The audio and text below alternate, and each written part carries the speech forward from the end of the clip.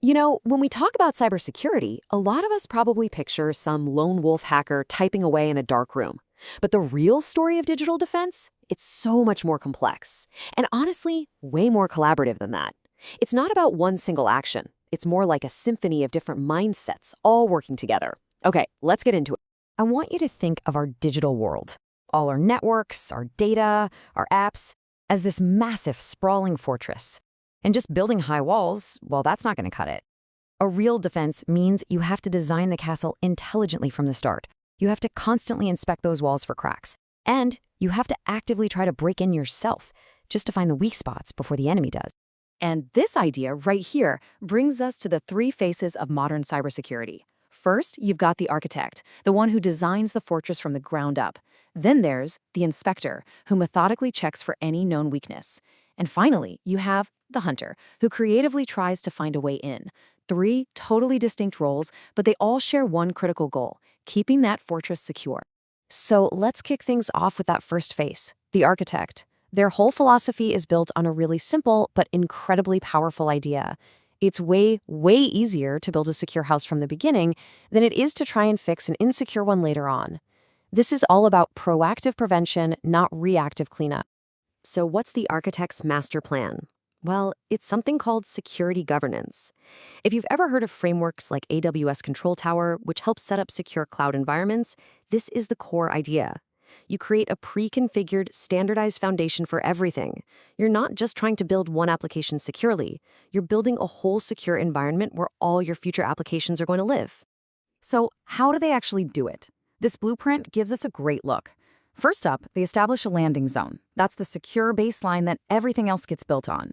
Then they enforce central guardrails. Think of these as policies that automatically stop insecure actions from ever even happening. And finally, they use an account factory. This makes sure that any new account or project that gets spun up has all these security features baked in from the very start. It's security at scale by design. But here's the thing. Even the best designed fortress is going to develop some cracks over time.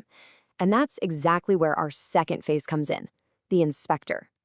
The inspector's job isn't to design the fortress, but to maintain it. They're the vigilant watchmen, methodically searching for any known flaws and weaknesses in the structure as it stands today. This quote just perfectly captures the inspector's mindset. Their whole world is about vulnerability assessment. It's this continuous, periodic process of scanning to find known vulnerabilities before an attacker can use them. See, they're not looking for something brand new and exotic. They're making sure the fortress is protected against every known method of attack out there. And this isn't just random guesswork. It's a super structured life cycle. The inspector starts by defining the scope. What exactly are we testing and when?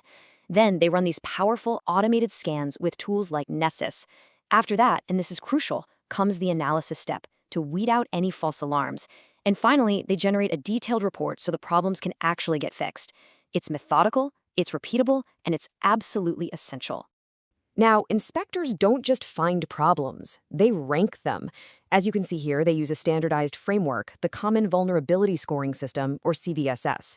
So a flaw isn't just a flaw, it's a critical 10.0, or maybe a low 3.9. And this isn't just for show, it's basically a battle plan. It tells the defenders exactly where to focus their limited time and energy, making sure the biggest, most dangerous fires get put out first. Okay, so the architect builds it right, and the inspector keeps it patched. We should be safe, right? Well, not quite.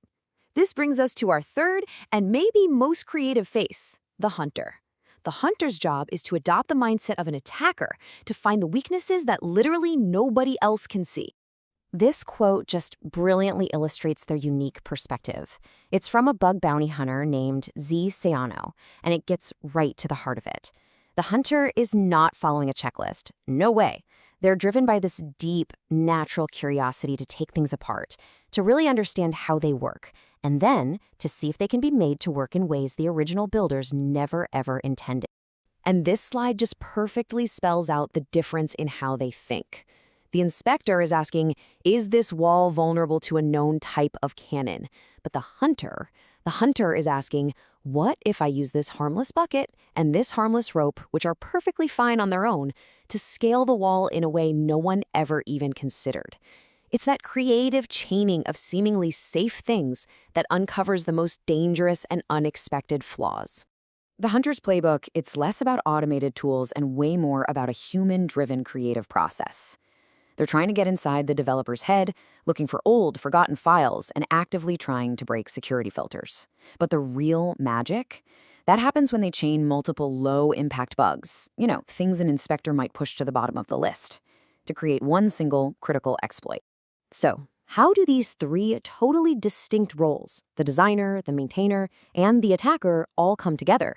Well, they're not in opposition to each other. They are the three essential pillars of a truly complete defense. Because a complete defense needs all three. You have to have the architect's foresight to build a strong foundation that just prevents whole classes of attacks from the get-go. You need the inspector's diligence to systematically find and patch those known cracks that will inevitably pop up. And you absolutely need the hunter's ingenuity to find the secret passages and hidden flaws that all the automated tools and checklists are always going to miss. And this all leaves us with a really fascinating question for the future. As attacks get more and more sophisticated, driven by AI that can scan and adapt at incredible speeds, which one of these human mindsets is going to be the most critical? Is it going to be the systematic design of the architect, the methodical vigilance of the inspector, or the creative, unpredictable ingenuity of the hunter? Definitely something to think about.